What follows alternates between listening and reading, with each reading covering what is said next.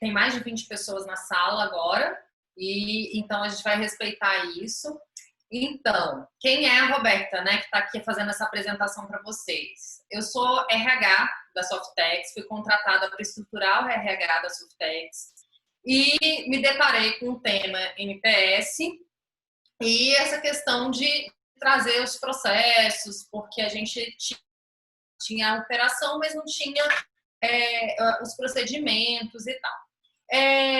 Eu cheguei 15 dias antes da gente entrar em home office, então, assim, acabou que ao invés de estruturar, eu estou na parte de gestão do trabalho remoto, ajudando as pessoas nessa adaptação, e tudo bem, né? Então, assim, eu queria, antes de começar, de apresentar os nossos palestrantes, falar da importância dessa temática, né? A gente tá num ambiente, inclusive, das empresas que fazem parte desse movimento, desse modelo da NPS, em se falar de agilidade, inclusive o nosso primeiro webinar foi com essa temática, né? E aí, como é que a gente faz com o RH? O RH é importante e como é que a gente se adapta a isso? Por isso que eu chamei essas duas pessoas, porque assim, a Amanda, para mim, ela me inspira, né? Ela é certificada em RH ágil, ela trabalha com isso, ela é uma estudiosa disso, e além disso tudo, também está no processo de estruturação de RH. Então, assim, e quando a gente conversa, a gente sente muito essa sinergia da fala e tal. Quando eu fui falar com o Edenilson, foi muito bacana, porque assim, eles foram me explicar o que era o NPS e tal. E aí também rolou uma sinergia muito boa, porque o entendimento foi esse, né? Por que um MPS de pessoas? Por que essa temática é tão importante? É óbvio que isso eles que vão falar. Mas eu queria abrir a fala aqui para a Amanda se apresentar um pouquinho, falar do que faz sentido para ela, e depois, na sequência, o Edenilson também se apresentar. Tudo bem, olá pessoal, boa noite, obrigada, Robert. Eu chamo a Roberta de Robert, viu, gente? A gente tem uma conexão aí, uma admiração mútua. Primeiro, eu quero agradecer pelo convite, né? Agradecer a Softex, a galera da Softex, que eu tenho muito carinho. E sempre que eu puder, eu vou estar perto e vou estar ajudando. Eu acho que é uma instituição fantástica. Então, muito obrigada por esse convite. Eu estou muito feliz de estar aqui, podendo contribuir com um pouquinho do que eu sei para vocês, tá? E espero e tenho certeza que vou aprender bastante hoje à noite aqui também com essas interações. Eu sou a Amanda, então, né? Eu sou uma profissional que trabalha com RH há 20 anos. Eu sou psicóloga, formada em psicologia, tenho especialização em RH, mestrado em psicologia organizacional de trabalho. Mais recentemente, eu conheci aí o mundo da inovação. Eu estava em uma empresa em que a gente começou a fazer um processo de transformação digital e a gente se conectou rapidamente, que quando a gente fala de transformação digital, a gente está falando de gente, a gente está falando de pessoas. E aí eu comecei a mergulhar nesse universo da inovação, comecei a estudar muito isso, resolvi fazer um pós-MBA em gestão da inovação, porque eu queria conviver com pessoas diferentes das que eu convivia dentro do RH. Eu queria conhecer outros mundos. Né? Essa é uma das coisas que a gente vai falar aqui hoje, sobre a importância da diversidade dentro da área de RH e dentro das nossas organizações. E aí eu fui me apaixonando por essa lógica desse novo RH, desse RH Pro 4.0, que é o RH ágil, que é uma nova forma da gente entender as coisas, da gente se conectar com as pessoas, da gente trazer as pessoas para o protagonismo dentro das organizações. E hoje eu estou implantando um RH, né, um RH ágil, dentro dessa lógica desse RH 4.0, dentro de uma organização. Eu sou professora também, professora universitária, e é mais ou menos isso que eu faço nessa minha vida aí profissional. Faço palestras, enfim, nesse momento de pandemia, tenho participado de muitas lives e muitos momentos assim, e estou muito feliz mesmo de estar aqui podendo contribuir com vocês. E aí eu sou mãe da Bia, uma menininha de 9 anos, que me reconecta e me reinventa todo dia. e uma cachorrinha também. Na cachorrinha, na verdade, eu sou a avó, que é a Kilt, né? Mãe da Bia e a avó da Kilt. E essa sou eu. Legal, Amanda. Agora o Edenilson também, que tem vários atributos e também tem família nesse momento de pandemia, né? Com certeza. Olá, pessoal. Meu nome é Denilson, eu trabalho aqui no Senai já há 10 anos, né, no Senai. Eu sou implementador do modelo NPS, de todos os modelos, RH, software e serviços. Também sou pai de família, tenho o Matheus, que tem 20 anos, e o Luiz, que tem 16 anos. Então, é uma tarefa muito, digo assim, satisfatória ter adolescentes, né, e jovens na família, mas assim, é muito especial. Dentro dessa temática que a gente vai abordar hoje, como modelo do MPS, para a gestão de pessoas, né, gestão de gente, como a Amanda falou, então é uma temática que chama muita atenção. Então, desde os meus 15 anos aí de trabalhar com tecnologia, eu achava que só ia trabalhar com computador e máquina, e a gente percebe que a gente só lida com gente. Então, meu trabalho hoje é gestor de uma fábrica de software, que é um desafio muito grande, porque são projetos de inovação, né, Amanda? Então, inovação, ela muda um pouco a cabeça da gente, essa temática de que as coisas fogem um pouco da nossa gestão, da gestão de mudanças e principalmente aí com essa advento da LGPD, segurança da informação, que assim, a gente trabalha já com isso em outras empresas, surgiu então a necessidade da Softex de ter um modelo de gestão de pessoas. Então, em 2016, eu fui inserido numa conferência da Softex. Falei, olha, temos um modelo muito bacana aqui, é a sua cara, é seu perfil. E comecei a conhecer o modelo, me apaixonei pelo modelo. A gente já implementou esse modelo em 3 empresas diferentes, de portes diferentes. E assim, espero que vocês curtam aí bastante. A minha formação é técnica, eu não sou da área de gestão de pessoas, mas já trabalho há 15 anos com isso, só de liderança de gente, mais de 10 anos. Então, assim, eu tenho experiência de liderança, mas o meu foco é tecnologia. Eu sou especialista em ciência da computação e também MBA em gestão de projetos, ok? Sejam bem-vindos à live. Então, gente, vou fazer uma breve apresentação do tema, né? E, assim, a gente fala de idade, principalmente no mundo das tecnologia, que foram, inclusive, percussoras das metodologias ágeis. Mas tem uma coisa que é ponderante, né, que é o fator humano e cultural que precisa ser considerado. Tanto que o MPS tem modelos para pessoas. A área também está se movendo para se adaptar a esses novos modelos de trabalho, assim como o movimento da RH. Mas tem muito de cultura, de significação nesse processo.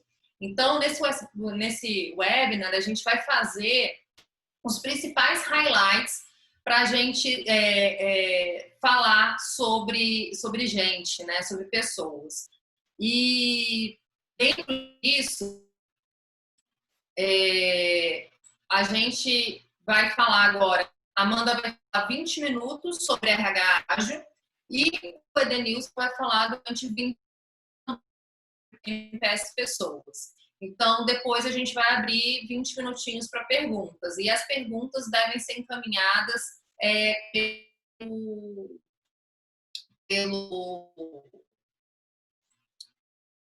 pelo chat, tá, gente?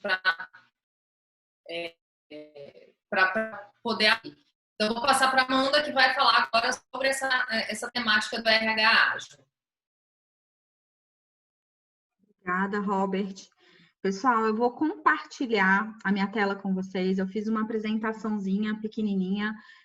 Na verdade, o que a gente vai fazer aqui é um bate-papo, mas eu acho que esse visual traz um impacto bacana, né? E talvez ajude a gente a compreender um pouco mais esse contexto. O que é esse RH ágil, de onde veio esse RH ágil e por que ele é importante dentro das organizações. Por que a gente precisa rever a forma como a gente faz gestão de pessoas, gestão de recursos humanos dentro das organizações. Então, eu vou aqui compartilhar com vocês. Vou pedir para vocês me darem um um ok que vocês estão conseguindo ver a minha tela.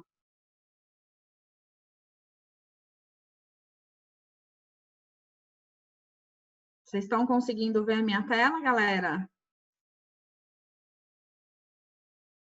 Acho que sim, né? E pode continuar, mano. Pode, beleza? Bom,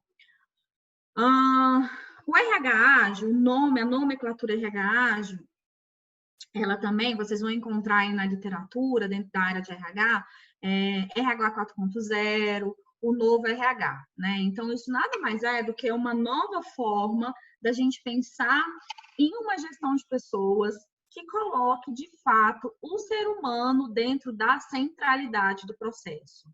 A gente está num mundo, e vocês devem ter ouvido isso muito, né? A gente fala do mundo VUCA, volátil, incerto, complexo e ambíguo.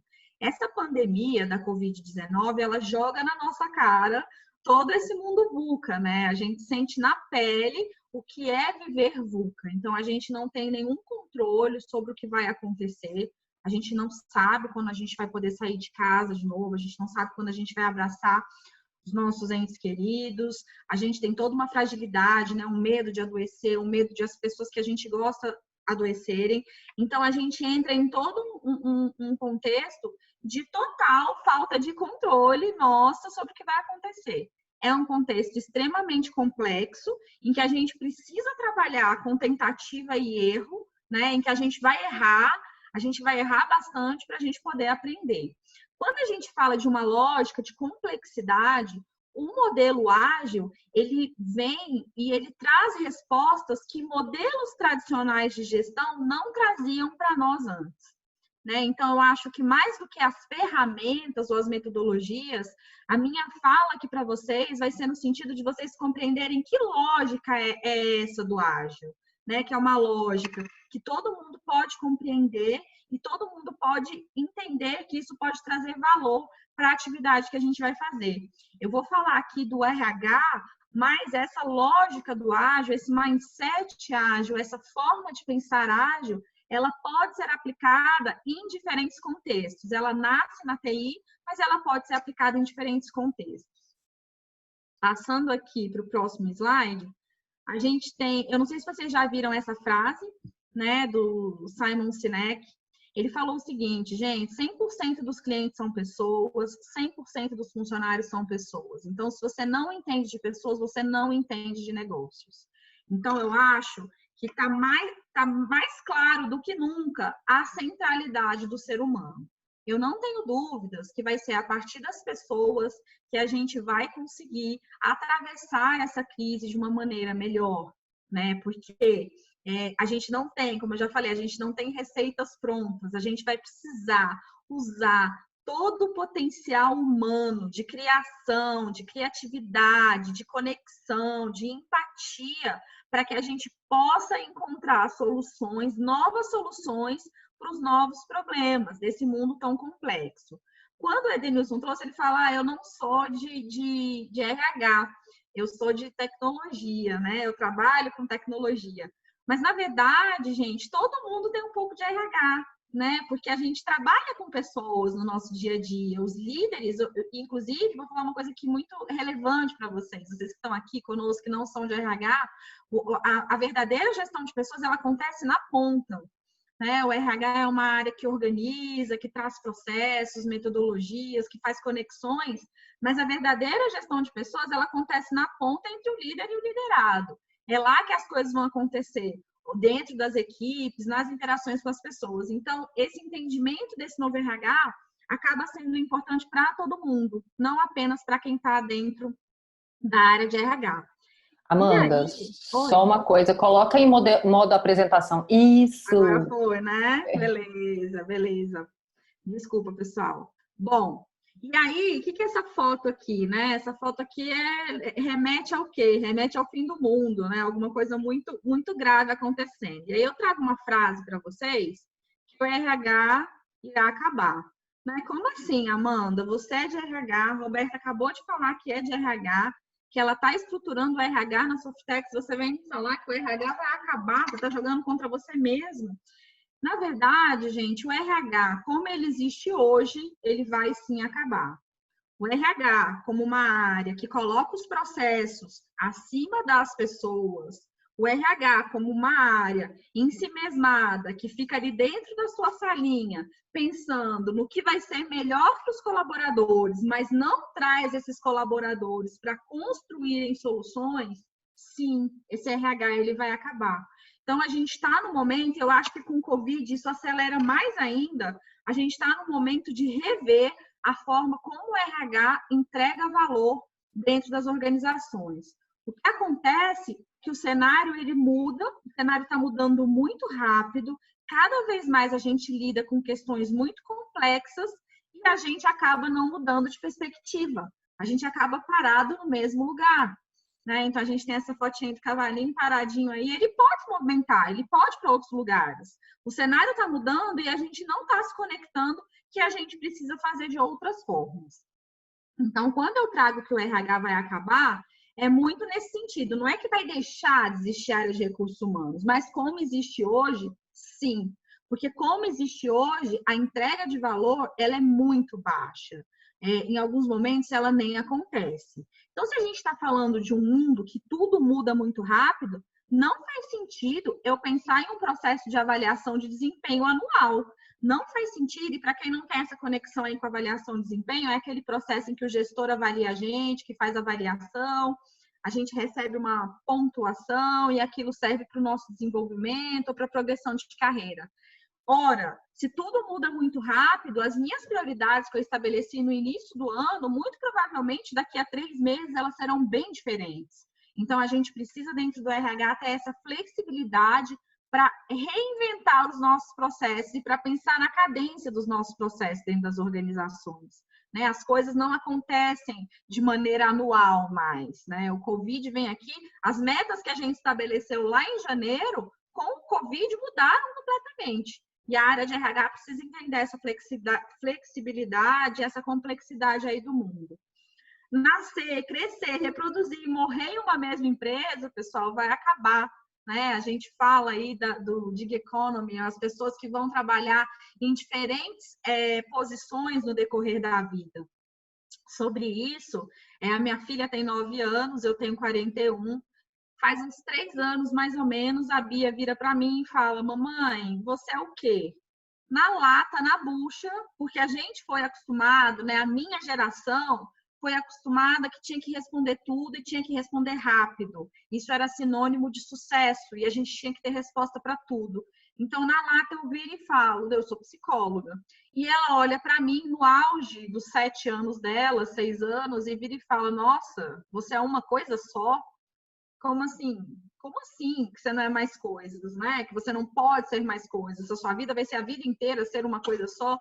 E isso me fez refletir bastante, né? Porque eu já vim estudando ágil, eu já vim estudando essa lógica da flexibilidade e da gente poder ser várias coisas no decorrer da nossa vida, mas eu ainda não tinha absorvido isso. Né? Essa mudança, essa lógica, essa mudança da forma como a gente pensa, isso é um trabalho diário, é um trabalho contínuo e que a gente vai precisar se ajudar para fazer essas mudanças dentro das organizações. Então, a gente pode, de manhã eu posso trabalhar com Uber e à tarde eu posso ser professor e à noite eu posso fazer uma outra coisa, e tá tudo bem. Né? Não necessariamente eu vou ter um vínculo formal com uma organização como meu pai teve. Meu pai trabalhou durante 35 anos no mesmo lugar. E isso era muito comum e também era entendido como uma questão de sucesso. Isso muda muito nesse mundo que a gente vive hoje. Esse aqui, gente, essa apresentação, eu já tinha essa apresentação, essa base, eu fiz uma atualização, mas essa é demais, né? Treinamento em sala de aula vai acabar. A gente está aprendendo à distância, né? E a gente está desconstruindo alguns preconceitos, porque a gente falava, não, presencial é muito melhor do que a distância. Eu até acho que para algumas interações o presencial é muito importante, mas tem muita coisa que a gente pode aprender à distância. Tem muitas metodologias ativas que podem ser aplicadas à distância, tem muitas ferramentas, inclusive de interação. A gente consegue fazer sessões de design thinking hoje à distância. Então, essa lógica linear, ela vai sim acabar. E aí a gente precisa se adaptar a isso.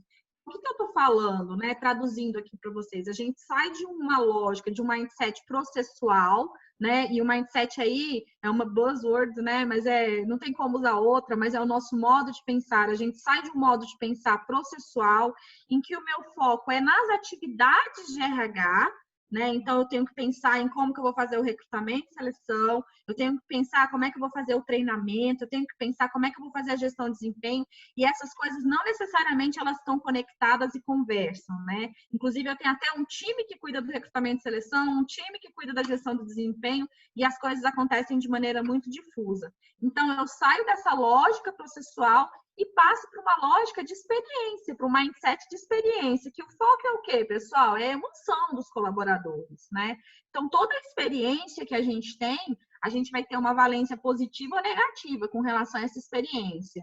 Desde o momento em que a gente é chamado para um processo seletivo, a gente vai construindo percepções sobre a empresa a partir da nossa experiência.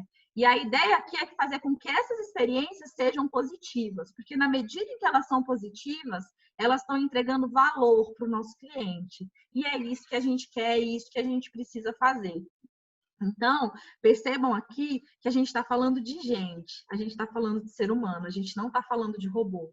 Então, a gente está trazendo aqui uma lógica de pessoas que são, portanto, integrais. Corpo, alma, mente e coração. Eu sempre falo, quando a gente vai trabalhar e a gente bate ponto, e mesmo que você não coloque seu dedinho lá, que não seja biométrico, de qualquer forma que você faça, mas quando você entra na empresa, porque o que eu trago aqui é simbólico, você não deixa a alma no relógio de ponto, né? Você vai com a alma, você vai com as suas emoções. E essa separação que durante muito tempo foi tida como normal, assim, vida profissional e vida pessoal, e isso são coisas diferentes. A gente desconstrói isso. O ser humano, ele é integral, ele vai com as emoções dele, sim. E a gente, enquanto área de gestão de pessoas, e todos os líderes precisam compreender essa integralidade do ser humano, né? E precisam trabalhar essa integralidade do ser humano. Isso é muito relevante dentro desse contexto, desse novo RH, desse RH ágil, né? E aí, quando a gente fala sobre o ser humano, a gente vai para assim, o que é que motiva as pessoas, né? O que as pessoas fazem o que fazem, por que as pessoas fazem o que fazem? É lógico, as pessoas são completamente diferentes uma das outras, a gente pode ser até parecido, mas não tem ninguém, uma pessoa igual a outra. E aí, existe um autor chamado Daniel Pink, ele traz uma lógica de motivação, trazendo 3 grandes pontos que impactam muito nessa questão da motivação. Autonomia, então eu poder definir o que eu vou fazer, como que eu vou fazer aquela atividade, né? Então isso aqui é totalmente contrário a um microgerenciamento, aquele gestor que quer saber o que eu fiz, quando que eu fiz, por que eu fiz, o que eu vou entregar. Então, eu contrato pessoas inteligentes e eu dou autonomia para essas pessoas. Eu confio nessas pessoas e acredito que essas pessoas vão fazer as entregas que a organização precisa. Então, a autonomia aparece aí como um motivador muito potente. A maestria, que é a questão de ser cada vez melhor do que eu faço, de eu me desenvolver, né? Então, de eu ver que eu estou crescendo, de eu ver que eu estou aprendendo. Se eu trabalho com tecnologia, cara, eu estou aprendendo essa nova linguagem, eu olho para trás e eu vejo que a Amanda de hoje é muito diferente da Amanda do passado, por N aspectos, mas no aspecto cognitivo, no aspecto do aprendizado, eu aprendi muita coisa, eu cresci profissionalmente. Então, isso também é um importante motivador. E o significado, né, pessoal, que é o propósito. E aí, propósito não é aquela coisa romântica, aquele pote de ouro que você vai encontrar no final da sua vida, e que se você encontrou, que bom que você encontrou, e se você não encontrou, ai meu Deus, eu não tenho propósito. Não é isso, né? Propósito com pequenos gestos diários, o propósito ele acontece no dia a dia. Quando a gente se sente pertencendo a algo maior do que nós e que o nosso trabalho, de alguma forma, impacta outras pessoas, impacta positivamente outras pessoas. Então, isso é importante dentro dessa lógica desse RH ágil, desse RH 4.0. E o que a gente acaba vendo no dia a dia são os processos de RH caminhando assim, igual esse cara, né? A gente está correndo atrás do rabo. Então, não sei quantas pessoas aqui trabalham com RH, mas mesmo que você seja cliente do RH, várias vezes eu já ouvi na minha vida assim, lá vem o RH, trazendo mais uma coisa que a gente vai fazer, que a gente tem que fazer. Por quê? Porque não faz sentido para as pessoas. né? Porque a forma processual como a gente entrega não faz sentido. Então, a gente está o tempo todo tentando entregar valor, mas fazendo isso centrado em nós mesmos e não no nosso cliente. E essa lógica muda quando a gente fala de ágil. E aí, esse movimento ágil, ele começa, né? Vocês devem saber disso, ele começa lá com a tecnologia, lá em 2001, né? Então, antes disso, lá nos anos 90, a gente tinha uma lógica muito comum de gestão de projetos na área de TI, que é essa lógica aí do cascateamento, que é esse slide que está projetado para vocês. Então, tem lá um requerimento, depois do requerimento a gente faz o projeto, depois o projeto implementa, depois verifica e depois faz manutenção. Essa lógica de cascateamento, ela funcionou durante muito tempo, né? Em determinado período ela para de funcionar tão bem, e é justamente por isso, viu, pessoal? Por causa dessa complexidade que a gente vai vivendo. Se é muito complexo, esse comando-controle, essa receita de bolo, ela tende a não funcionar. Eu preciso testar mais para poder encontrar uma solução que, de fato, dê fit com aquele problema e consiga resolver aquele problema. Né? Então, os profissionais de tecnologia que faziam um modelo de gestão de projetos muito assim, começaram a encontrar muita resistência e muitos problemas, né? As coisas acabavam que elas não fluíam, elas não aconteciam. Porque o nosso plano, ele é desse carinha aí que está andando de bicicleta, mas a realidade é isso aí que a gente vê embaixo, né? Então, a gente sai de casa pensando que a gente vai fazer uma voltinha de bicicleta aí num terreno linear, e quando a gente chega lá do nosso trabalho, é essa realidade aqui embaixo que a gente encontra. Então, essa lógica de cascateamento, ela acaba não funcionando para esse contexto, para essa realidade que a gente vai viver. Né? Essa figura aqui vocês já devem ter visto na internet, fala um pouco dessa lógica aí de gestão de projetos de TI. A primeira figura é como que o cliente explicou, o líder de projeto entende de uma forma diferente, o analista projeta diferente, o programador constrói diferente, o consultor de negócios escreve diferente, como que o projeto foi documentado, quais foram as funcionalidades que foram instaladas, como que o cliente foi cobrado, como foi mantido, e o que o cliente queria era isso aqui. Então, será que a gente tem que esperar todo um cascateamento, a gente tem que esperar chegar aqui na manutenção, a gente entender que o que o cliente queria é diferente do que foi construído? Né? Essa é a nova lógica que traz isso do ágil. E aí, ágil, pessoal, quando a gente fala de ágil, fica parecendo que ágil é rápido, né? Então, fazer rápido é ser ágil. Quando não, não está relacionada essa questão da velocidade. Entregar da maneira correta e no tempo certo. Né? Então, é muito mais amplo do que a gente pensar numa lógica de ser rápido. Ser rápido não é ser ágil. Eu vou fazer correto e no tempo certo, atendendo às necessidades e às expectativas desse cliente. E aí eu trago esse slide aqui para vocês que traz essa lógica, né, desse mindset ágil, porque mais importante do que a gente entender quais são as ferramentas, né, do fazer ágil, é a gente entender esse ser ágil, que é esse emocional, esse social, em que a gente precisa trabalhar com transparência, com colaboração, com confiança, que a gente traz aí como muito forte, muito valor, respeito pelas pessoas, uma centralidade total na necessidade do meu cliente, não é na minha necessidade. Então, eu não me apaixono pelas minhas soluções, eu me apaixono pelo problema do cliente, pela dor do cliente, para que eu possa construir soluções que de fato atendam esse cliente e que eu entrego valor. E aí, depois que a gente entende isso aqui, pessoal, é que a gente parte para esse fazer ágil, né? Que aí é uma extensão, uma adaptação, uma entrega, eu tenho foco, eu tenho um desperdício, eu tenho uma cadência, eu tenho um fluxo, e para cá eu tenho diferentes métodos e diferentes práticas, né? Então, o mais difundido aí talvez seja o Scrum, Kanban, enfim, tem diferentes formas da gente fazer ágil. Mas eu acho que o grande desafio, e é por isso que a gente traz isso aqui para o RH, é ser ágil.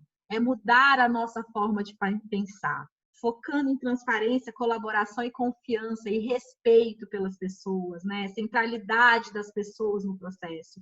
E eu quero trazer uma observação aqui para vocês. Não existe RH, não existe empresa centrada no cliente se essa empresa não é centrada no colaborador. Se eu quero oferecer experiências fantásticas para os meus clientes, eu preciso necessariamente oferecer experiências fantásticas para o meu colaborador. Então, a gente não tem como falar de encantamento de cliente sem a gente falar de encantamento de colaborador. E aí, a área de recursos humanos, então, traz toda essa lógica. Esse quais são os valores, né, da metodologia ágil tradicional aí dentro da tecnologia. Então, eu coloco os indivíduos e as interações acima dos processos, o software em funcionamento vai estar acima das documentações, a colaboração com o cliente está acima da negociação de contrato e uma responsabilidade, a mudança está acima de seguir o plano, porque é complexo, eu preciso me adaptar, né? E essa figura, ela também é muito comum, talvez vocês já tenham visto aí na internet, o cliente, qual é a dor desse cliente? Ele precisa se locomover dentro da cidade. Então, a lógica do ágil não é essa lógica aqui em cima. Se ele precisa se locomover, eu entrego só 2 rodas, ele ainda não se locomove. Se eu entrego já com a carcaça, mas sem o volante, ele ainda não se locomove, ele ainda está triste aqui. E o cliente, ele só vai ficar feliz, ele só vai ver valor lá na 4ª etapa. Numa lógica ágil, a gente desconstrói um pouco isso. Então, se a dor do meu cliente é se locomover, eu vou entregando aos poucos, né, ferramentas, possibilidades desse cliente se locomover desde a minha primeira entrega. Então, essa lógica do ágil, a gente quebra os projetos, a gente cadencia os projetos, né? E isso faz muito sentido e traz uma entrega de valor muito mais rápido para o nosso cliente. Então, quais seriam os grandes benefícios? A gente vai ter ciclos mais curtos de feedback, vai diminuir o risco e aumentar o aprendizado, porque na hora que eu cadencio, eu estou o tempo todo em contato com esse cliente, trazendo esse cliente para perto de mim, fazendo pequenas entregas para esse cliente falar o que tem sentido, o que não tem sentido. Eu tenho uma melhoria no processo de comunicação, eu vou ter resultados mais rápidos. E aqui eu acho que é sensacional essa parte, que é a questão da responsabilidade do engajamento das pessoas, né? Eu confio nas pessoas, eu dou autonomia para as pessoas, eu não preciso de um líder ficar me empurrando para falar o que eu tenho que fazer. Eu tenho responsabilidade, eu sei o que eu tenho que fazer e, portanto, eu corro atrás das coisas e me responsabilizo por aquele cliente. Então, entrando aqui no RH, né, e a gente já está indo aqui para o final, para poder passar a palavra, o RH ágil, ele vai conhecer profundamente a necessidade desse cliente e ele vai gerar valor para esse cliente de forma mais simples possível, né, criando soluções para as pessoas e com as pessoas. Eu acho que esse com as pessoas é super importante. E, então, ao invés, lembra que eu falei no começo? A gente fica dentro de uma salinha, junto com o nosso RH, pensando em soluções mágicas que vão resolver a vida do nosso cliente. Você traz esse cliente para perto de você, você pergunta para esse cliente o que ele quer, você faz pequenas entregas, então você trabalha de forma incremental, entregando valor para esse cliente continuamente. A gente tem, para conhecimento de vocês, aí um manifesto ágil do RH. Esse manifesto ágil, aqui embaixo, a gente tem o endereço, todos vocês podem acessar. Então, lá em 2017, do mesmo jeito que um grupo de profissionais de TI criaram o manifesto ágil da TI, em 2017, um grupo de profissionais de RH criaram esse manifesto de RH, né? Então, a gente tem uma lógica aqui de mais rede colaborativa e menos hierarquia, mais transparência e menos sigilo, mais adaptabilidade, menos prescrição, mais inspiração e engajamento e menos gestão e retenção, mais motivação intrínseca, menos recompensa extrínseca, mais ambição e menos obrigação. Então, é uma lógica de colocar o ser humano na centralidade do processo, criar organizações que sejam mais fluidas, menos hierárquicas, em que a gente possa ser quem a gente é, em que a gente possa dar a nossa opinião, em que a gente possa errar para que a gente consiga acertar, né? É muito diferente de um movimento de comando e controle que a gente vem sendo exposto há muito tempo dentro das organizações. É um RH que traz, de fato, a autonomia do ser humano e a centralidade do ser humano dentro desse processo. E esse slide aqui, pessoal, ele resume para vocês tudo isso, né? Tudo isso que a gente falou.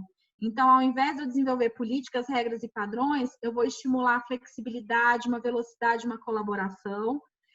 Em vez de eu entregar programas e processos, eu co-crio, eu trago esse cliente para construir comigo. Ao invés de eu falar em profissionais especialistas ou generalistas de RH, e é assim que a gente se classificava no RH até bem pouco tempo, eu falo de profissionais T-shaped, né? Então, eu tenho ali uma especialidade nessa perninha aqui do T, e na parte horizontal eu entendo de vários assuntos, então eu posso assumir diferentes papéis a depender da necessidade da organização. Eu não estou falando de um contexto mais individual, eu estou falando de um contexto coletivo. Eu estou falando de um RH que ele não é mais dividido em caixinhas, em subsistemas. Eu estou falando de um RH que é estruturado para entregar valor. Eu estou falando de um RH que personaliza as suas práticas e políticas. Então, aqui a gente traz muito uma lógica do design, a gente trabalha com personas para a gente poder oferecer, por exemplo, benefícios que sejam mais adequados para os meus grupos. Então, dependendo do meu quadro de funcionários, não faz sentido eu fornecer auxílio educação, porque a maioria não tem filho. Então, para que eu vou colocar esse benefício? Né? Então, eu segmento esse público e vou oferecendo os meus benefícios, por exemplo, de acordo com essas necessidades. A gente sai de um RH que tem uma fórmula mágica, que tem uma receita, para um RH de experimentação, em que a gente pode errar, em que a gente pode acertar, a gente não tem receita, porque o mundo é complexo, então a gente precisa aprender fazendo. E a gente sai de uma visão humana, de que as pessoas estão ali para nos enganarem, né, de que os meus colaboradores eles não vão ter maturidade para entender as minhas políticas, então eu preciso criar uma série de regras para controlar as pessoas, para uma visão não. O ser humano, ele tem um potencial imenso e a gente precisa dar vazão, a gente precisa dar autonomia, a gente precisa dar confiança, a gente precisa deshierarquizar, a gente precisa trabalhar em rede para que esse ser humano possa, então, expandir todo esse potencial humano dentro das organizações. E eu falo para vocês, assim, de prática, de vivência. Quando a gente acredita e dá autonomia para as pessoas, mágicas acontecem. As pessoas fazem entregas sensacionais. Porque cada pessoa é um mundo maravilhoso, né? Que a gente, durante muitos anos, a gente foi podado a entrar dentro de uma caixinha e ser todo mundo igual. Isso é até uma herança aí da Revolução Industrial. E se a gente pensar nas nossas escolas, tem muito essa lógica, para uma lógica de personalização, de todo mundo poder ser quem é dentro da organização. E tá tudo bem. E isso ser reconhecido como valor, como positivo. Eu acho que o meu tempo estourou. Eu tinha mais alguns slides aqui, mas eu vou deixar para vocês, né? Essa frase, não existe extraordinário no piloto automático. Então, saiam do piloto automático, estimulem os colaboradores de vocês a saírem do piloto automático, a tentarem o diferente, a fazerem o diferente. Eu vou passar.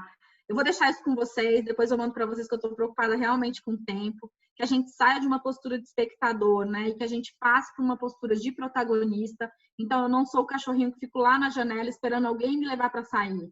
Eu sou o cachorrinho, né? Que eu pego lá a coleira e falo, vamos fazer. Esse lugar de protagonismo, pessoal, é um super desafio, né? Porque a gente precisa assumir a responsabilidade. Mas ele é muito mais gratificante. Bom, isso era o que eu tinha para fazer para vocês. Aí tá minhas redes sociais, meu LinkedIn, meu Instagram, meu e-mail. Fico super à disposição de vocês sempre. Desculpa aí pelo tempo, que eu acho que eu estourei, Robert. Manda, não tem problema nenhum, né? É importante a gente escutar coisas que fazem sentido. Pelo menos para mim fazem muito sentido.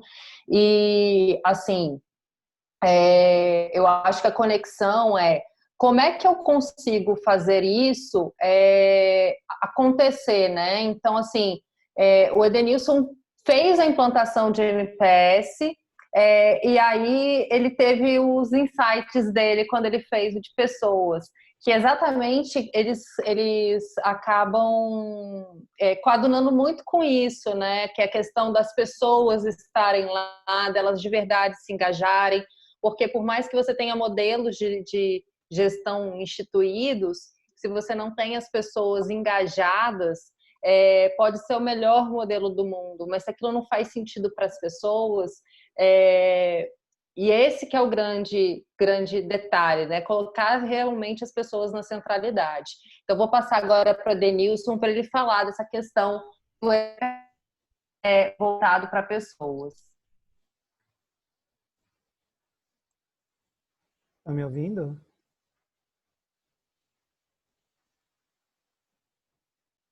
Bom, deixa eu só sinalizar aí, porque eu não estou com o chat aberto. Sim, Amanda, sim, tá me sim. ouvindo? Pode continuar, Começar. Denilson. Então, tá bom, legal. Bom, gente, então, a ideia aqui realmente é complementar aí a brilhante apresentação da Amanda, que trouxe para a gente um pouco dessa questão do RH ágil.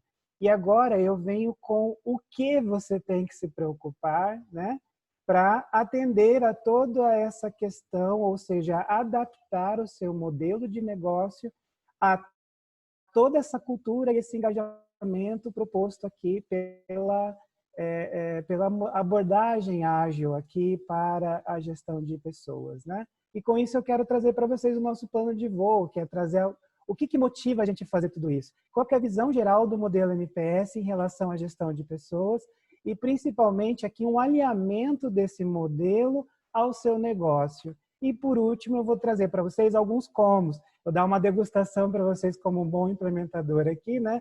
De como que vocês podem sair, né, com algumas coisas já funcionando na empresa.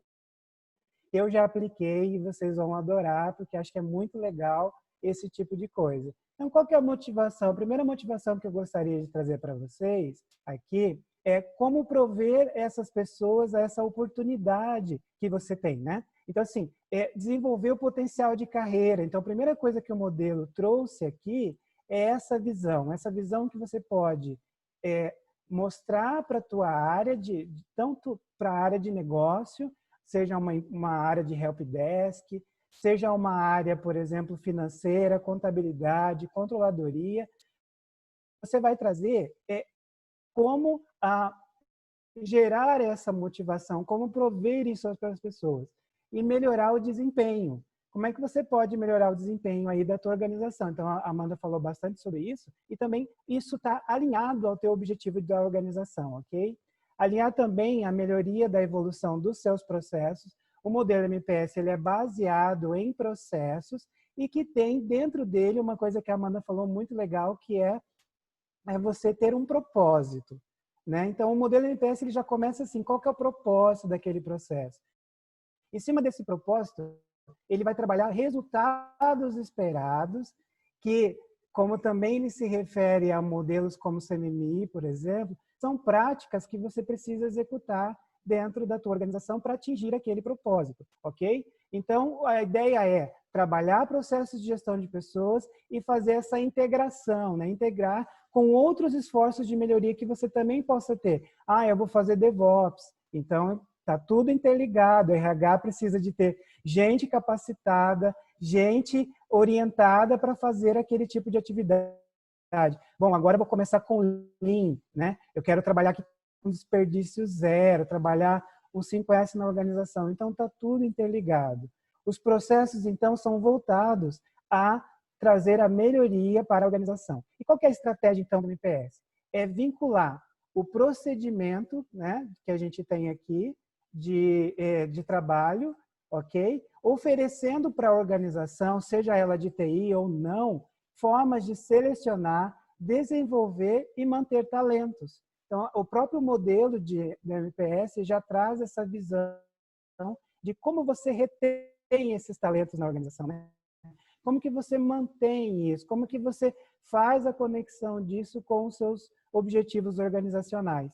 E aí, por que a organização, então, falha em todo esse processo de execução? Mais de 75% das organizações hoje falham por quê? Elas deixam de vincular aqueles motivos intrínsecos, né, que a Amanda colocou, né? E percebe que só os extrínsecos, eu vou gerar benefício, eu vou dar cartão de vale saúde, enfim, gente, não é só isso, né? Então, isso fica desconectado à remuneração, à estratégia do negócio. Então, a fala que eu deixo para vocês comecei lá falando sobre simples e ágil. Então, a área de gestão de pessoas está muito distante do negócio. Então, eu vejo aquela salinha, né, a Amanda falou bem, né, lá tentando achar soluções. Agora eu preciso cuidar do ponto, porque o pessoal está errando no ponto. Então, assim, parar com isso é ineficiência, isso está fora de contexto aqui. E o que é que os CEOs querem do RH? Fornecer um nível de serviço que possa ser considerado como valor inestimável, reduzindo o quê, gente? Custo. Não tem como, RH tem que reduzir custo. Então, essa é uma premissa, não tem como fugir. E, ao mesmo tempo, tem que contratar. Mas, espera aí, como é que eu equilibro isso, né? Aumentando o retorno, né? Então, avaliar o que está trazendo de retorno a esse investimento, não é isso? Então, quais são as características de um processo que não é maduro, né? Ele é improvisado, ele vai fazendo quando dá, quando a gente consegue fazer, a gente faz, né? E isso também fica dependente de profissionais. E aí a gente traz uma questão que ele é um processo indisciplinado. E, consequentemente, com o MPS, você vai tentar contra-argumentar sobre um processo que é imaturo, ou seja, ele traz pouca produtividade, ele traz qualidade difícil de prever, um alto custo de manutenção, e toda vez que eu vou adotar uma nova tecnologia, eu tenho dificuldades. Então, com o MPS, é a gente tentar combater esse tipo de situação aqui. Então, o que fazer com tudo isso, né? Processo conhecido por todos, então fica a dica aí do implementador, né? Outra coisa, visibilidade. O modelo MPS já tem dos resultados de atributo de processo dele, é como é que está a visão, a visibilidade da alta gestão quanto ao alinhamento das estratégias. E depois vem a auditoria de processo. Como é que eu sei que o processo está funcionando? Gente, quando tu fala auditoria, não é alguém no método antigo, com uma prancheta na mão, checando que você fez tudo, ok? É sim olhando para as ações, para as atividades que podem ser automatizadas, enfim, trazer medição. Aquilo que se mede, aquilo que você controla, você consegue atuar em cima, você consegue avaliar em cima daquele processo.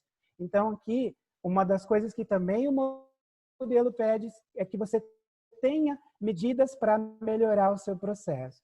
Então, adoção disciplinada de tecnologias e melhoria na gestão de competências, né? Seria um ponto aqui chave do negócio. O modelo, então, ele nasceu em 2016, tá? De uma demanda da própria Softex, a equipe técnica do modelo.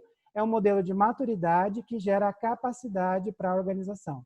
É um modelo, hoje, formado por 5 componentes no modelo, que seja um MPS para software, específica para empresas que trabalham com engenharia de software, modelo de serviços para empresas que querem melhorar a sua parte de processo de gestão de serviços, baseada na ISO 20000, e um modelo MPS para gestão de pessoas, baseado também em outras técnicas que eu vou mostrar para vocês no slide seguinte. Temos ainda o modelo de avaliação e o modelo de negócio. O MPS, então, é o mais recente aqui desse conjunto aí de práticas, né, de modelos que a Softex dispõe à comunidade.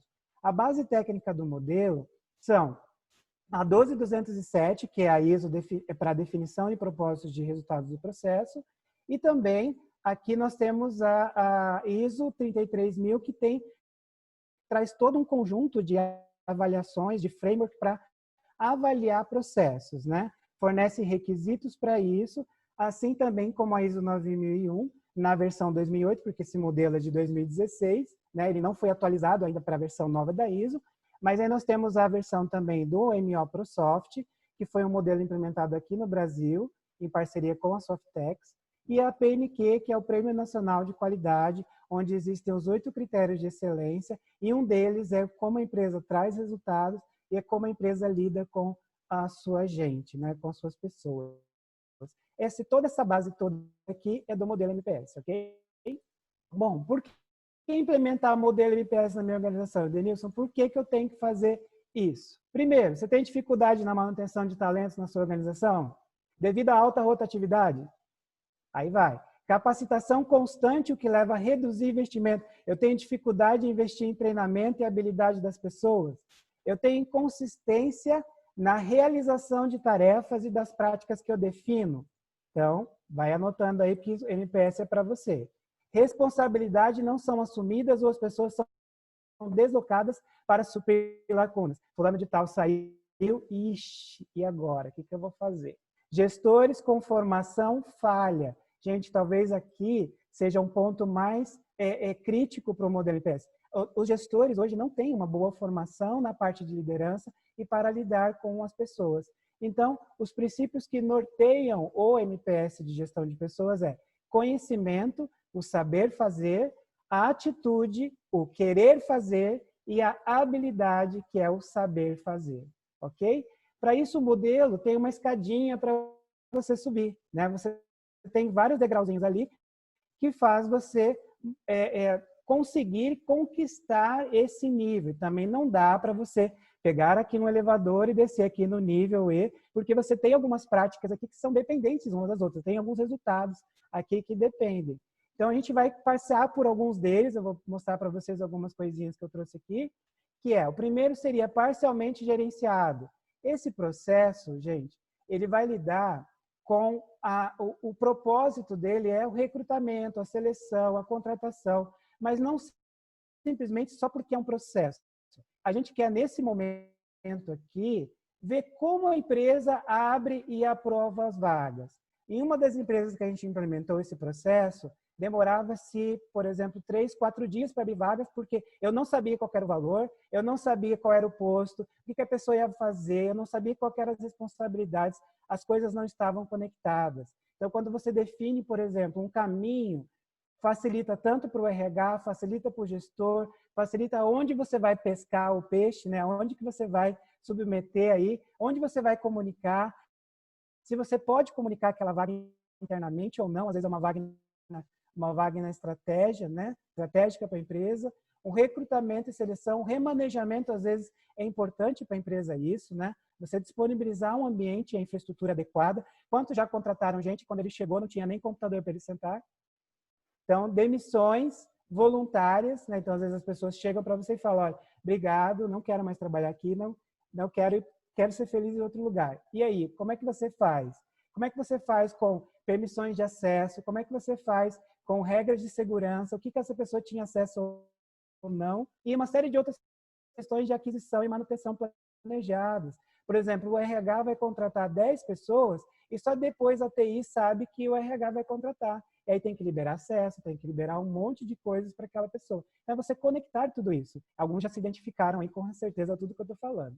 E aí o outro processo que a gente tem também de nível G é você trabalhar com a identificação de treinamentos. Ou seja, esse processo aqui, que é o gerência de pessoas, o foco dele é coordenar as pessoas, é trabalhar a comunicação, é trabalhar treinamento, é planejar quando que o treinamento vai ser importante, quando que eu vou disponibilizar esse treinamento, vai ser externo, vai ser em loco, trabalhar talvez, como a gente fez em uma empresa, né? Treinamento dentro de casa, dentro do trabalho, fazendo uma mentoria com pessoas. Quantos talentos você tem na tua organização que não estão sendo explorados? Que você pode olhar para a tua organização e falar, olha, vamos fazer um dojo aqui, vamos trazer todo mundo para discutir uma temática. Então, você pode aproveitar melhor isso com o modelo MPS, né? Pelos resultados esperados do modelo. Outra coisa, como é que você vai manter a comunicação e a execução desse trabalho? Quantas pessoas às vezes ficam paradas porque não conseguem receber uma diretriz, um trabalho, uma tarefa? Então, você acaba conectando o teu negócio com a gestão de pessoas. E principalmente aqui, objetivos de desempenho definidos, ou seja, como é que eu vou medir? Como é que eu vou avaliar o desempenho? E aí, quando a gente está falando do mundo ágil, né? Ok, eu vou trabalhar com desempenho de grupos, né? Todo mundo ajuda todo mundo, ok. Mas na hora que a pessoa pede para você um aumento de salário, como é que você faz? Então, tem uma série de coisas aí importantes para a gente avaliar. Partindo para um outro nível de maturidade, tá, pessoal? Que é o nível F aqui. Eu não vou lidar todos os modelos, porque o tempo não permite isso, então eu vou explorar algumas questões com vocês aqui que eu entendo que são importantes. No nível F, a gente tem a capacitação e desenvolvimento, ou seja, a partir daqui eu evoluo no modelo, evoluo na minha gestão para melhorar o desempenho e a capacitação da minha equipe, do meu time, né? Então eu vou criar, por exemplo, um plano tático de treinamento. Eu estou usando esse termo porque é um termo que todo mundo de RH conhece. Mas eu poderia, por exemplo, a cada sprint, identificar, por exemplo, situações e skills que eu preciso melhorar. Já a própria prática da gestão já captura isso. O que eu posso fazer melhor? O que eu posso melhorar na minha cerimônia de retrospectiva, por exemplo? Então, gente, a gente conectar isso. O RH, será que está sabendo do que a sprint lá, número 2 do projeto X, está fazendo, está coletando? Então, é você fazer pequenas inserções no processo para que as coisas fluam de uma maneira adequada. Por exemplo, a avaliação. Eu acabei de fazer um treinamento. Poxa, será que o pessoal gostou? Será que o treinador estava legal, né?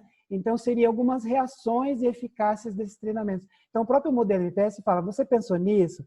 Você pensou, por exemplo, o pessoal ficou até às 6 da tarde, vai todo mundo ficar mais 1 ou 2 horas conversando. Será que pelo menos uma bolachinha dá para liberar, né? Dá para liberar um cafezinho para ninguém dormir ali, para o professor não suar e não ter que ficar ali, tipo, fazendo ações de bico de circo, ali, deixando todo mundo animado, né? Então, algumas questões que o modelo traz que você precisa observar. Então, oportunidades de desenvolvimento, compartilhamento de conhecimento, Quantas vezes você, por exemplo, precisa de acessar um material e que foi difundido isso pela equipe, isso estava na cabeça do Edenilson, que infelizmente não está mais na organização. Onde é que está isso? Então, o modelo preserva esse tipo de situação, tá? Ainda falando do nível F, tem um processo bem interessante aqui, que é o de reconhecimento. Ou seja, eu vou trabalhar com estratégias de plano de remuneração, mas ok, vamos pensar não só as motivações, aquelas que dão dinheiro. Eu posso trabalhar em outros tipos de motivação. Por exemplo, a gente trabalhou isso numa empresa. Você cumprindo as suas etapas, as suas atividades, você vai ganhando uma moedinha ali que você pode depois trocar essa moedinha, por exemplo, por cápsula de café. Eu adoraria isso, né? Então, medidas para corrigir essa desigualdade também são feitas aqui, né? Então, por exemplo, quantas vezes eu cheguei na empresa e percebi que tinha pessoas iguais trabalhando na mesma função com salários diferentes. Gente, isso é muito comum nas organizações hoje. Então, assim, aqui o modelo vai falar que você tem que corrigir de imediato, mas ele fala que você tem que ter atenção e tem que tomar um plano de ação relacionado a isso, tá, pessoal? Bom, o último processo do nível F aqui é uma evolução no próprio processo implementado anteriormente. Por quê? A empresa evolui de nível, evolui na maturidade, então novos processos são acrescentados para que a empresa possa evoluir também no seu nível de maturidade. Aí nós temos aqui uma importância desse processo, que é o quê? Você criar canais de comunicação. Você está ouvindo as pessoas? Será que você está sabendo onde você precisa melhorar? Então, aqui a gente sugere aqui uma pesquisa de opinião, uma NPS, fazer entrevistas, feedbacks, planejamento de avaliação de desempenho, tratamento de conflitos e assim por diante, tá? A partir de então, os problemas de canais são tratados e acompanhados, ok? Aí, passando para nível Z, eu vou passar um pouco mais rápido por causa do tempo, é você ligar com conhecimento, habilidades, atitudes, por quê? Você está trabalhando competência aqui. Qual que é a skill, a soft skill que eu preciso trabalhar? Então, eu preciso avaliar quais os conhecimentos que a minha organização tem e observar quais as atividades que precisam ser conectadas à minha força de trabalho, seja ferramental, seja modelo, seja como aprender a aprender, né? Então, essa seria a ideia aqui. Então, definir novas competências ou revisar competências existentes, ok? Mais uma, no nível E, a gente tem o planejamento da força de trabalho. Para quem é implementador de outros modelos, é aqui que você conecta com a gestão de RH. Então, você vai conectar seu objetivo estratégico, por exemplo, com o seu planejamento da força de trabalho. Seja um plano de projeto, seja atividades do projeto, seja um plano de operação.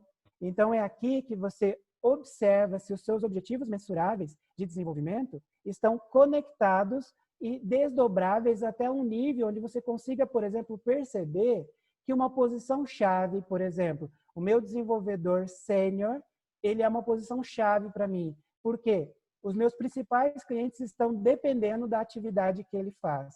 Então, gente, eu vou criar um plano de sucessão aqui. Eu vou perceber situações que eu já posso ir desenvolvendo daquele colaborador dentro da minha realidade. Então, são algumas coisas que o modelo MPS traz aqui para a gente discutir. E ainda no nível E, nós temos o desenvolvimento de grupos. Por quê? Aqui eu vou coletar as necessidades das áreas, trazendo o quê? Métodos, por exemplo, a área X, ela deixou de existir. Por exemplo, a minha área de sustentação do produto deixou de existir porque eu tenho uma outra empresa do grupo que vai assumir isso. Ok, o que eu faço com o computador? O que eu faço com aquelas pessoas? Onde que elas vão ser alocadas? O RH já deve ficar cair dos cabelos quando esse tipo de coisa acontece. Então, o modelo traz algumas diretrizes para como você pode atuar aqui. Então, voltando à nossa escadinha aqui, eu vou falar rapidamente para vocês sobre o nível D, o nível C, o B e o A. No nível D, a gente incentiva a organização a motivar e apoiar e a reconhecer. Com base nas competências que foram definidas no nível E, nós evoluímos na construção dessas competências, incentivando a evolução, ok? E aí, na partir do nível C, a gente assegura que os indivíduos têm oportunidades para se desenvolver. Do nível B, nós já avaliamos de forma quantitativa isso, trazendo o quê? Adaptações nas rotinas. E a partir do nível A, nós incluímos práticas inovadoras ao modelo de gestão da empresa, trazendo metas mensuráveis para a organização, ok? Então, assim, o foco do nível G é objetivo das pessoas, foco individual, feedback e gestão da necessidade da própria unidade ou daquela área em específica.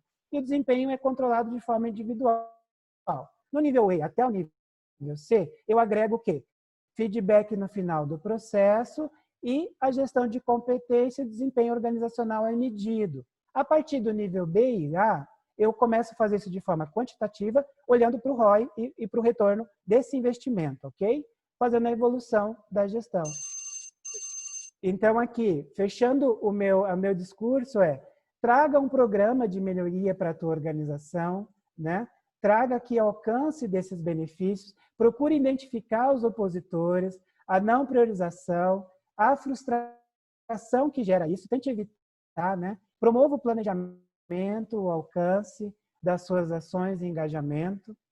E aí você tem algumas formas, eu prometi aqui algumas formas, esse material também vai ficar disponível para vocês, mas usar a gamificação. Aqui você tem sprints sendo medidas, pessoas sendo com as metas bem claras aqui, aquele que tomou aqui uma não conformidade no processo, que o time dele não vai ganhar estrelinha naquele período, né? Aqui a gente tem um chatbot conversando com o time, por exemplo, gera o status report do projeto para mim. Aí o próprio sistema gera o status report do projeto, faz a daily meeting para mim, né? Então, considerando o Balance Scorecard aqui, nós temos também aqui, ó, programa de treinamento e retenção, onde a partir dos KPIs de gestão de RH, você avalia, por exemplo, minha área de recrutamento, como é que está? Qual que é meu tempo médio de recrutamento? Né? Quanto que isso tem de peso? Né? Qual que é o meu resultado? O que eu gero aqui? Né? E com base neste resultado, eu posso fazer incrementos, automatizando processos, como tem aqui. Bom dia, amiguinhos. Vamos ver como as coisas estão. Isso daqui é a minha daily. Ó. Eu trago já resultados para o meu usuário lá na ponta. Trazendo feedback. Por que não jogar Uno com a sua equipe, fazendo priorização? Fazendo dinâmicas de feedback. Usando Delegation Poker para fazer atribuições e responsabilidades. Usando Kudo Cards para reconhecimento. Quantas pessoas não gostariam de receber uma cartinha de agradecimento, né? Usando o Moving Motivators para sprint retrospectiva, para gestão de conflitos, né? A Amanda colocou muito bem essas questões aqui de maestria, né? De delegação. E, por último, eu gostaria de deixar aqui para vocês o Feedback Canvas, que você pode atrelar desempenho, não claro, usada para isso, mas você pode avaliar desempenho por aqui e conectar com as pessoas pontos positivos, pontos negativos e ações de melhoria. E um incremento que eu fiz nesse modelo foi trabalhar um plano de ação aqui embaixo. Ó. Então, depois que a gente discutiu com o time quais são as competências, quais são as atividades, quais são as atitudes que a gente precisa melhorar, quando que vai fazer isso? Como que eu vou fazer? De que forma que eu vou fazer isso? Até quando? Quem que vai acompanhar? Quem que vai monitorar? Então, um depoimento que eu deixo para vocês a Yaskra, que é uma psicóloga, disse que o NPS-RH foi de suma importância para a empresa Data Cooper e proporcionou confiabilidade e aumento da agilidade nos processos da organização. Ok, pessoal? Perguntas?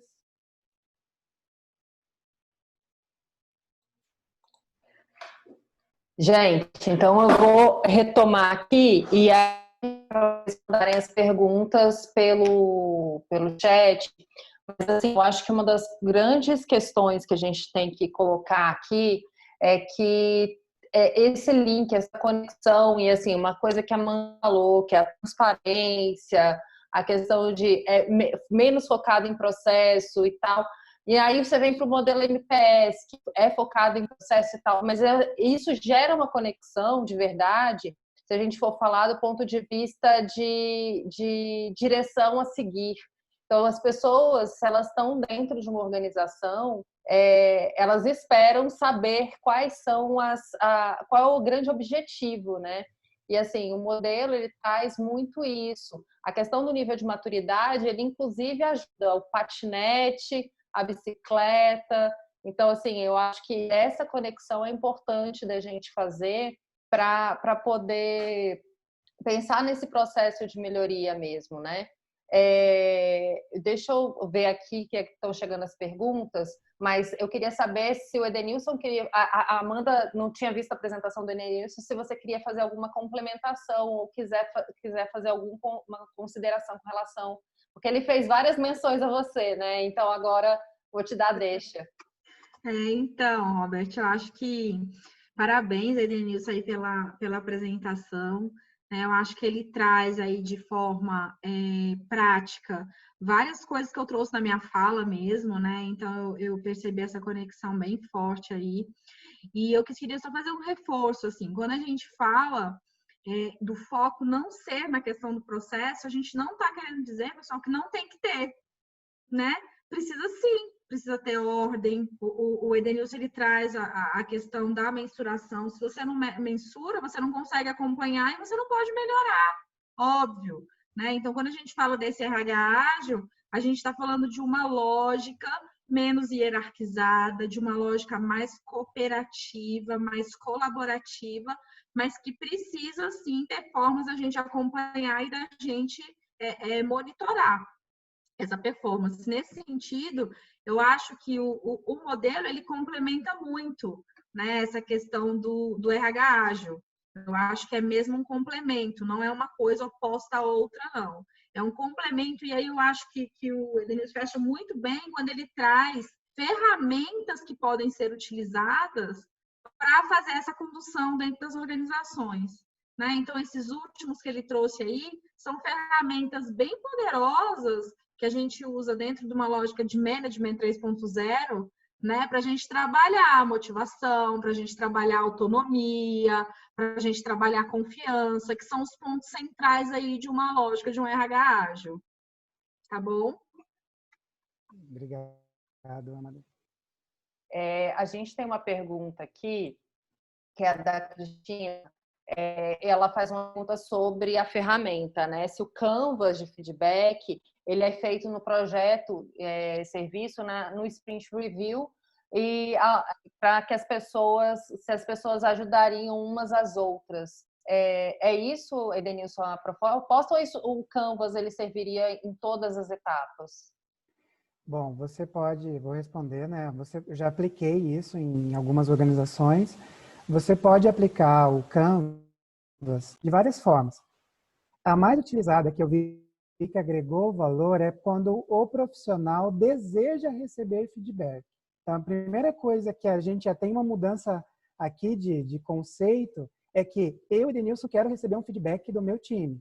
Então, se eu vou fazer isso ao longo da sprint, não tem problema nenhum, desde que a gente tenha uma time box fechada e a gente tenha entregas para fazer. Eu preciso equilibrar isso, porque eu não posso comprometer a entrega do cliente.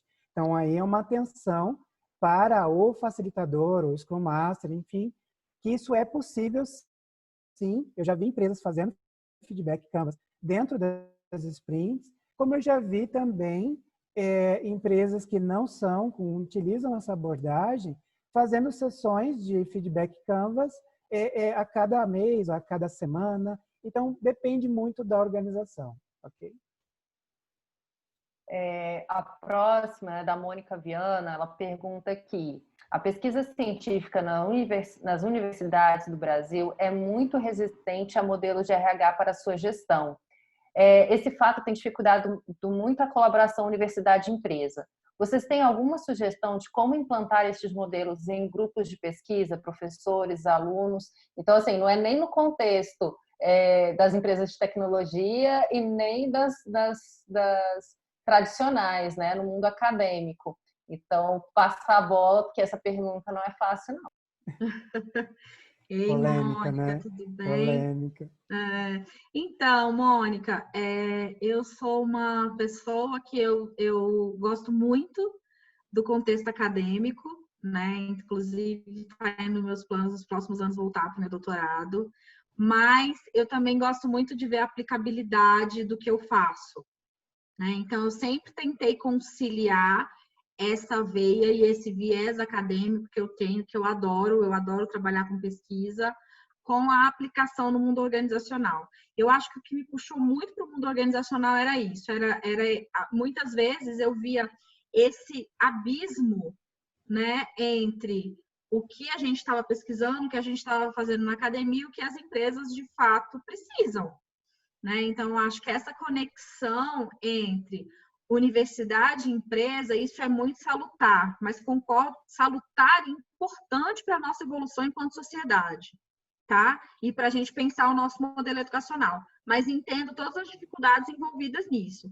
Agora, assim, uma linguagem que os acadêmicos entendem muito é a linguagem da pesquisa, né? Da pesquisa científica, da pesquisa séria. Então, assim, eu tenho, por exemplo, eu vou muito para a literatura internacional, onde eles já estão mais à frente nessa lógica de times, de equipes ágeis, e o impacto que isso tem na produtividade, na criação de um time que trabalhe em um contexto de segurança psicológica, de confiança, e o quanto que isso é importante para a produtividade. Então, assim, dando aqui uma sugestão para você, eu traria essa lógica para eles, sabe? De pesquisas já realizadas fora do nosso país, que tem conquistado bons resultados, então são pesquisas cientificamente validadas, porque isso é muito valor para esse público, né? Não é qualquer pesquisa, não é qualquer revista que eles vão olhar e vão falar assim, da onde veio isso, qual é a base teórica, qual é a base acadêmica.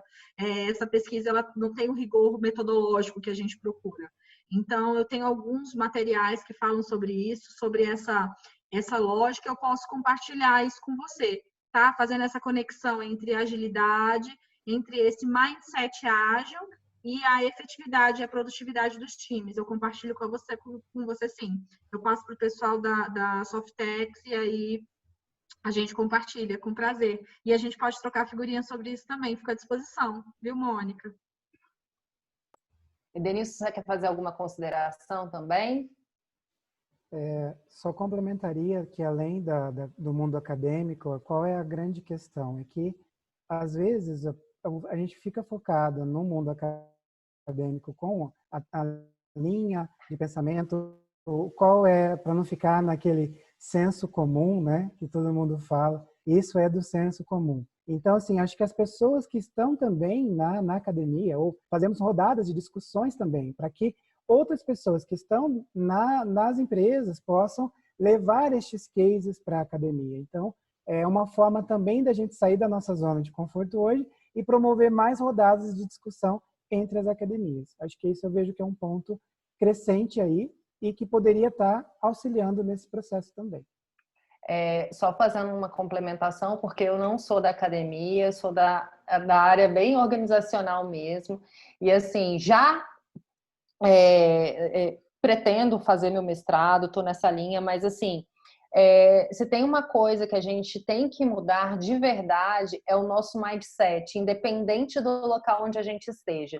Seja na academia, seja nas organizações, sejam elas tradicionais ou sejam elas ágeis. A questão e a pandemia também mostra isso, né? A gente tem que se desvencilhar de uma série de preconceitos, de uma série de questões que são voltadas para as relações humanas, né? E, assim, é muito interessante ver essa questão das pesquisas fora, porque eu acho que ficava muito na questão de perspectiva. E aí, quando você vê toda uma pesquisa sobre segurança psicológica, sobre vulnerabilidade, a gente tem várias questões, felicidade no trabalho. Então, tudo isso, cada vez mais, vem mostrando que essa ressignificação de verdade que precisa. Então, o ambiente acadêmico ele é muito hierárquico. A questão do eu ser doutor, ou eu ser o pesquisador, ou eu ser o estudante da graduação, é como se a gente estivesse em patamares diferentes.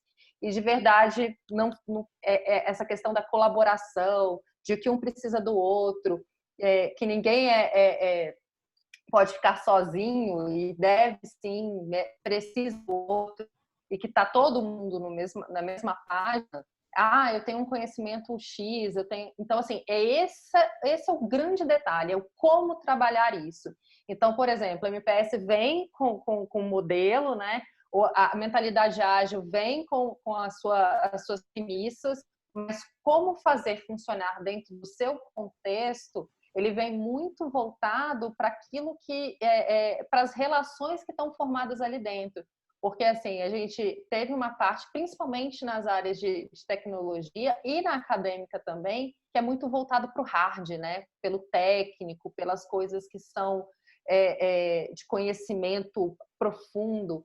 E, na verdade, o que a gente acaba vendo é que existe a desconexão pela questão do propósito pelas coisas que são mais softs. Elas estão são muito mais intrínsecas do que propriamente isso que é valorizado nesses ambientes, né? Então, assim, é só uma consideração além. A gente tem mais pergunta aqui, gente. A Cristina, novamente, ela fez uma pergunta voltada bem para a Amanda aqui. Ela trabalhou numa empresa grande, onde o RH havia um custo nas pessoas, até brincavam que era recurso desumano. Como mudar essa perspectiva e integrar o RH nas atividades da empresa e aproximar essa área das pessoas? Será que o problema é que a folha de pagamento é responsabilidade dessa área? Que legal essa pergunta, Cristina. Obrigada. Então, essa pergunta aqui, ela traz muitas reflexões, né? Primeiro, assim, a gente tem toda uma lógica dentro de uma área de recursos humanos, uma área que precisa ser menos legalista e que precisa ser mais conectada com as necessidades dos colaboradores, né? E você fala assim, será que o problema é a folha de pagamento, ser responsabilidade dessa área? A gente tem um processo hard, aí, usando as palavras da Roberta, dentro da área de RH, e que tem toda uma legalidade, tem toda uma parte legislativa, e isso traz uma lembrança na gente de punição, de comando e controle, né? E, de fato, eu acho que isso impacta, sim, tá? Para a mudança de visão da área de RH. Se você for para fora do país, as empresas mais disruptivas nessa coisa do RH ágil, elas criaram uma área diferente dessa área mais legalista, que elas chamam, inclusive, de área de employee experience, experiência do colaborador. Então, esses processos, eles são bem separados. E eu diria que as competências para você trabalhar numa folha, que é um processo, né, num ponto, numa folha de pagamento, num processo mais legalista, as competências, elas são muito diferentes das competências para você trabalhar nesse outro lado de experiência do colaborador. Mas aqui dentro do Brasil, isso ainda é muito junto, né? Então, o líder e o profissional de RH, ele tem um grande desafio, que é transitar nesses dois mundos e conseguir fazer entregas relevantes desses dois mundos. Isso é super difícil e é um super desafio. Agora, você colocou aqui, né? Eu brincava de área de recursos desumanos.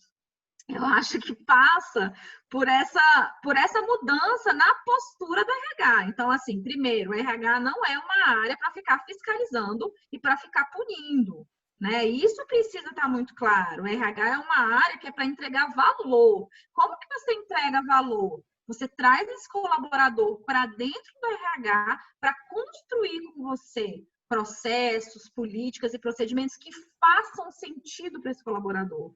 O que eu vi durante muitos anos? A gente jogava para esse colaborador um monte de coisa, vai fazer a gestão de desempenho, vai fazer a avaliação de competências, vai fazer essa capacitação. Isso não faz o menor sentido para ele. Ninguém perguntava para esse colaborador se é isso que ele precisa. Ninguém pergunta para esse colaborador se isso vai ter impacto. Ao invés dele ver esses nossos processos como algo que vai me ajudar no meu trabalho, ele vê como algo penoso, ele vê como perda de tempo. E eu acho que isso é reflexo de um RH que é ensimesmado em si mesmo. Então, assim, eu estudo muito, eu sei muito, eu sei o que os meus colaboradores precisam sobre a gestão de desempenho. Você desenha um modelo maravilhoso, você fica um ano desenhando seu modelo maravilhoso. Quando você entrega para o colaborador, ele fala, terrível, não era nada disso que eu queria. Isso não serve, né? Precisa mudar essa lógica. Traz esse colaborador para perto de você. Pergunta, gente, pergunta. O que faz sentido? Como que a gente pode trabalhar? Como que a gente entrega valor de vocês? Eu vou remodelar o meu modelo de gestão de desempenho. Como que vocês acham? Qual a experiência de vocês com relação a desempenho? O que te deu errado? O que você acha que era um modelo que poderia dar certo? Então, essa co-construção ela é muito valiosa para o RH, né? E essa mudança, assim, não sei se vocês já viveram isso, quem é de RH, quando chega o RH e os colaboradores olham para o outro e falam, vixe, chegou o RH. Gente, é terrível. Por quê? Porque é visto como uma área que pune, como uma área que é totalmente desconectada do negócio, que não entende do negócio, né? Então, RH, assim, a gente precisa saber falar, enquanto RH, a gente tem que saber falar do negócio tão bem ou melhor do que quem está lá no final atendendo nosso cliente final. Porque a gente está lá para entregar valor para esse cliente final, né? Então, é uma mudança nessa perspectiva, nessa forma de atuação do RH. E tratar as pessoas como seres humanos. As pessoas não são máquinas. As pessoas vêm com sentimentos, com emoções. O RH precisa ser uma área que acolhe isso, que compreende essa individualidade, que traz essa naturalidade para as organizações de falar dessa emoção, né? Durante muito tempo, em muitas organizações, isso é visto como tabu, assim. Ai, fulano é muito sensível, fulano é muito emotivo. E isso é posto como algo negativo. Quando não, né, gente? Nós somos mesmo, nós somos corpo, alma, coração e é tudo junto. E o RH precisa ser uma área que acolhe isso e que ajuda os líderes que foram treinados de maneira mais hard a cuidar também desse soft, que a Roberta trouxe, né? Que é a individualidade de cada ser humano. Então, eu acho que passa por uma revisão do que é esse RH, o que esse RH quer entregar e como que esse RH se conecta de verdade com os seus clientes.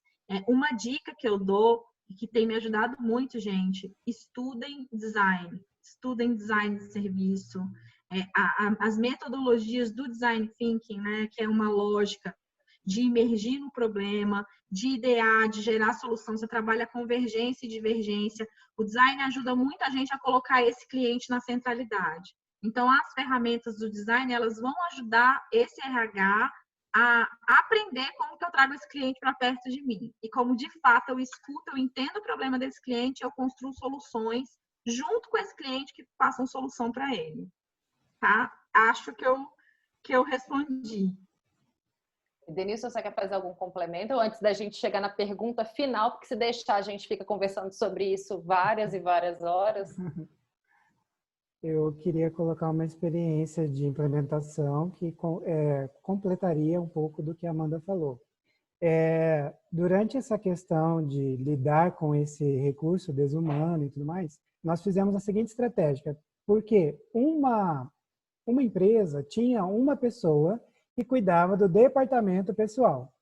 O restante do grupo de gestão de pessoas da empresa cuidava das outras coisas, que é pensar nesse RH mais atraente, né, vamos dizer assim, mais solto, mais inovador, porque não tem como, a gente está numa legislação brasileira da década de 50, infelizmente, a gente tem que seguir algumas regras, e ter alguém que faça esse QA de RH é importante, porque senão a gente vai receber multa e vai receber problema. Então, na estratégia que nós adotamos na implementação foi, quem é que vai ser esse controller? Ah, vai ser o fulano. Então, aí nós fizemos essa compensação. Porque a mesma pessoa que está te motivando, você consegue para os líderes, não pode ser a mesma pessoa que vai lá e dá um banho de água fria neles, né? Então, a gente separou e deu muito certo na organização. Só queria fechar com isso. Essa é uma estratégia que pode dar certo, né? A gente tem uma última pergunta aqui no Questions, falando da questão dos modelos, das ferramentas que você apresentou, Edenilson. É o Jorge que perguntou se eles, na implementação, essas ferramentas são free, se passar pelo processo de avaliação, se recebe essas ferramentas ou se elas são pagas. Responde aí pra gente, por favor. Tá bom. Como que é o nome dele? É o Jorge. Oi, Jorge. Obrigado aí pela sua colaboração com a pergunta. Não, essas ferramentas aqui, em sua grande maioria, são pagas, tá? Principalmente de gamificação, hoje no mercado. Essa em específico que eu trouxe foi desenvolvida internamente porque o software de gestão da empresa permitia isso e dentro do nosso modelo de implementação foi possível fazer essas adequações para deixar essa visão mais atraente para os profissionais da empresa, tá? Então, a gente conectou o chatbot, a gente conectou uma série de coisas interessantes para enriquecer o trabalho de implementação na empresa, tá? Para não ficar naquela coisa só processinho, caixinha, vai daqui, vai para ali, controle. Não, nós fizemos uma coisa mais visual, mais apelativa. Então, assim, não são gratuitas. A única que você poderia baixar e fazer é a do Feedback Canvas, que tem na internet para você baixar, porém, não tem adaptação minha que eu fiz do plano de ação, mas se você precisar, eu vou disponibilizar o material também para Softex, e aí você pode baixar o seu template do Feedback Canvas com plano de ação. O Kudocards está disponível na perdão, web, esqueci. né? Mas, assim, uma das coisas que é importante é, assim, ferramentas e formas de fazer, principalmente gamificação, tem N. O importante é não perder o cerne da questão, que é a pessoa entender aonde ela tem que chegar, que é essa pactuação dos objetivos, do comportamento esperado. E também a questão de você dar feedbacks, fazer construções coletivas. Então, assim, o ritual em si, ele não precisa da parafernália tecnológica, apesar da gente estar falando com a maior parte das empresas que são de tecnologia. Mas, assim, até fazendo uma analogia, às vezes é partir para o cardzinho, o Kudocard, um papelzinho que você vai trocando e tal. Você não precisa de nada sofisticado para atingir seu objetivo. A questão é, qual é o objetivo, né? Eu acho que essa é uma grande questão. Dá para você fazer na parede com post-it, né? Desenhos. Bem lembrado que você comentou, Roberta, porque em uma empresa que não tinha ferramenta, né? Nós usamos a parede. Fizemos aí um joguinho para eles na parede e até usamos os símbolos do Mortal Kombat, né? Então a gente tinha qualidade, né? A empresa fez assim qualidade e aí ela fez desenvolvimento. Desenvolvimento era Sub-Zero e a qualidade era Kitana, porque era uma mulher que conduzia a qualidade, mas eles escolheram os personagens. Então, cada vez que se encontrava uma não conformidade, Kitana wins, né? Kitana ponto lá, né? Para Kitana. E assim ia fazendo um combate ali de uma maneira bem sadia, de pontos que a equipe de desenvolvimento precisava melhorar. Então, é possível, sim, fazer de forma lúdica e não informatizada, né? Em algum momento, isso vai ser necessário. E se a empresa realmente precisa disso, tem que encarar isso como um investimento, né, gente? Porque ninguém hoje tem mais tempo de ficar alimentando planilhinhas, né, e controles paralelos. Então, em algum momento, isso vai ser necessário, esse investimento. A questão acho que a lógica aqui é assim, só não a mudança do mindset, do modo de pensar, ela vem antes da ferramenta, né? Ela pode até vir junto, mas não adianta você usar a ferramenta se você continua sendo burocrático, autoritário, individual, comando-controle. Então, e o grande desafio é mudar essa lógica, né? Que é a questão da cultura. Se você consegue fazer isso e se as pessoas entendem que isso é genuíno, com certeza você vai colher resultados.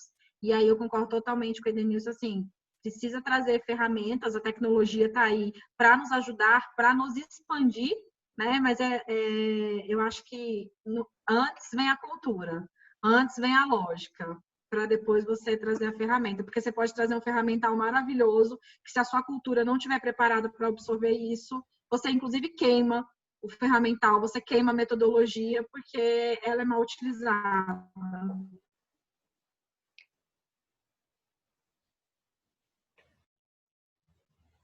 Opa, vocês estão me escutando? Sim. Uma das coisas que isso aconteceu na onda do OKR, né? Muita gente foi na onda do OKR, pegou como ferramenta de fazer gestão de resultados e tal, não sei o quê, mas a empresa não fazia sentido, as pessoas não compraram, então, assim, acabou queimando algo que era extremamente bacana, e assim, tem que olhar cenário, gente, tem que ver a realidade da empresa, tem que ver a lógica, qual é o objetivo que quer alcançar. Então, antes do fechamento, primeiro eu queria Antes de passar para vocês para falar a palavra final, eu queria agradecer de coração vocês. Obrigada. Amanda, para mim, é uma mentora, de verdade, é com quem eu troco minhas dúvidas, angústias, receios, né?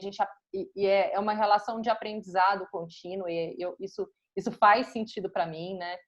E, assim, o Edenilson, a gente foi conversar sobre a atualização, né, do MPS Pessoas, e foi muito engraçado que eu falei assim, olha, o modelo em si, ele está atualizado. A gente pode mudar uma terminologia aqui, uma terminologia ali, mas, de verdade, o cerne da questão está nesse engajamento das pessoas, está na mudança do mindset, e ele falou coisas maravilhosas que também conectam muito com o que eu acredito. Então, eu queria agradecer muito vocês, porque hoje foi um dia bem bom com relação a falar de pessoas. Vou passar para vocês fazerem a fala final de vocês. Quer falar, Edenilson? Eu falo. Amanda, vai você. Eu falo. Bom, gente, Pessoal, então obrigado. assim... Obrigado, Amanda. Vai. Continue. Vai. Não, gente, então assim, eu quero agradecer, né? Muito obrigada pela disponibilidade de vocês. São aqui 9 horas, né? Tem um grupo aqui ainda acompanhando. Obrigada pela oportunidade. Eu acredito muito no compartilhamento de conhecimento como uma forma da gente transformar o mundo. Eu sou super idealista, quem me conhece sabe, né? Eu acho que o conhecimento ele foi feito para ser compartilhado. A gente só vai conseguir vencer tudo que a gente precisa vencer se for juntos, né? Então, assim, para mim é um prazer, né? Eu agradeço demais a Softex, Roberta, Ana, Thiago, todos vocês que participaram aí da estruturação desse momento. Marcela, muito obrigada. Eu tenho um carinho imenso pela Softex, por reforçar isso aqui de novo. E para mim é um prazer imenso poder contribuir, né? Então, eu saio bem feliz depois de um dia intenso de home office, que eu preciso ser mãe, cozinheira, passadeira, arrumadeira, professora e profissional, eu saio leve aqui desse momento. E aí eu me coloco à disposição, viu, para o que vocês precisarem de conteúdo, de apresentação, de dicas. Fico super à disposição. Por favor, me acionem, que vai ser um prazer poder conversar com vocês. Obrigada, Denilson, também pelos aprendizados. Obrigada pela sua apresentação, viu? Parabéns. Obrigado, Amanda. A minha fala é a mesma sua e assim, compartilhar esse conhecimento, essas experiências, só nos ajuda a continuar crescendo em todo esse momento que estamos vivendo. Sintam-se abraçados, eu gostaria muito, adoro abraçar o pessoal que trabalha comigo, sabe que eu gosto disso. Então, trabalhar com pessoas, gente, eu falo que é uma arte. Um dia você está bem, outro dia você não está bem. Então, eu queria terminar com a frase que eu comecei a apresentação. Simples e ágil. Se a gente conseguir ser simples nas nossas ações, a gente consegue ser ágil. Obrigado, gente. Gente, mais uma vez, obrigada. Agradecer a todo o público que ficou aqui. A gente chegou a ter mais de 50 pessoas nesse webinar. Ele vai ficar disponível, né, para todo mundo que se inscreveu, e depois a gente também vai colocar disponível lá no site da Softex. Então, por favor, compartilhem esse conteúdo, porque falar de gente é muito importante. E é uma das coisas que eu falo também, né? A gente pode ter a inteligência artificial, a gente pode ter tecnologia, mas se não tiver pessoas para que essa tecnologia vai agregar valor para essas pessoas, e o que vai ser feito por pessoas não faz sentido nenhum. Então, de verdade, a gente precisa sim fomentar o diálogo sobre pessoas, e esse momento ele é único. Muito obrigada mesmo, e até a próxima.